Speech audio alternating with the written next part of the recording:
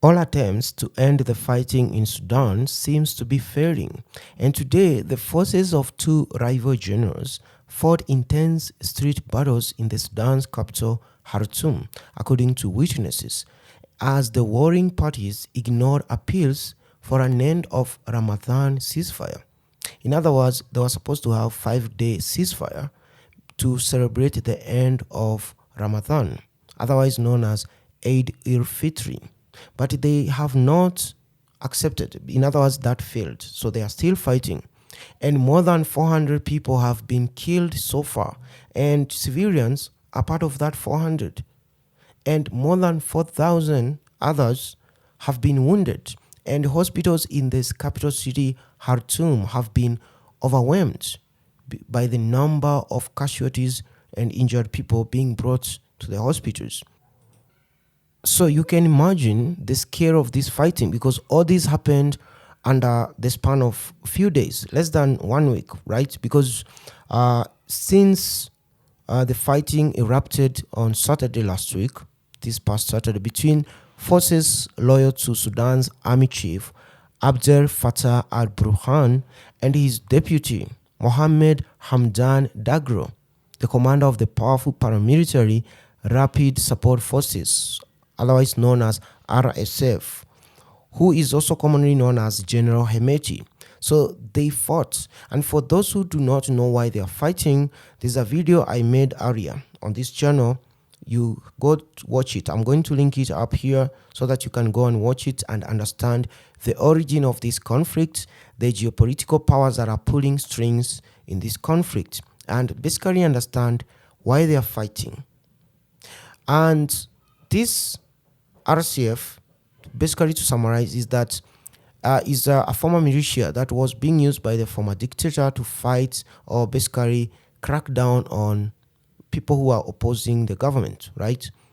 And later on, when the dictator al-Bashir was deposed, this RSF became a very powerful paramilitary army, and they were controlling gold mining in Sudan. They are still controlling gold mining in Sudan. And for those who do not know, is that Sudan is among the top 5 countries with the largest gold deposits in the world. And when it comes to gold production, it ranks almost at position 2 in the world. So this RSF militia control that gold mining and exports. And what has been happening is that they have been pushed to return Sudan back to civilian democratic rule.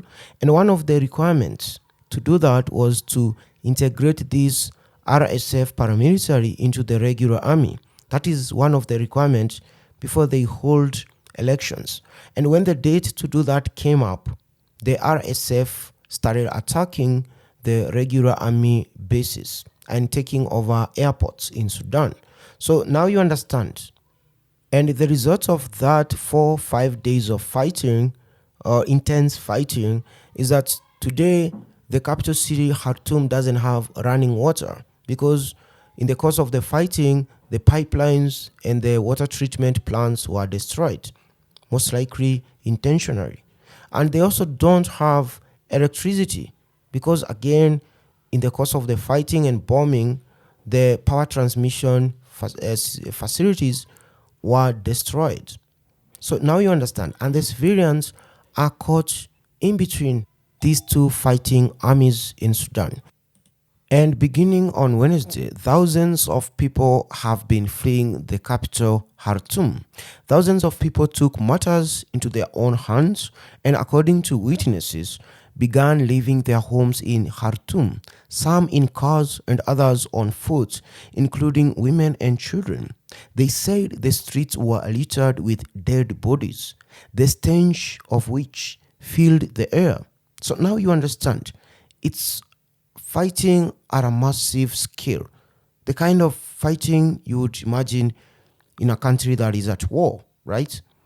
And the United States plans to send an armed assault in Khartoum, not to stop the fighting, not to fight with any side, but to evacuate the more than 80 Americans working or based in the Khartoum American Embassy or the American Embassy in Sudan.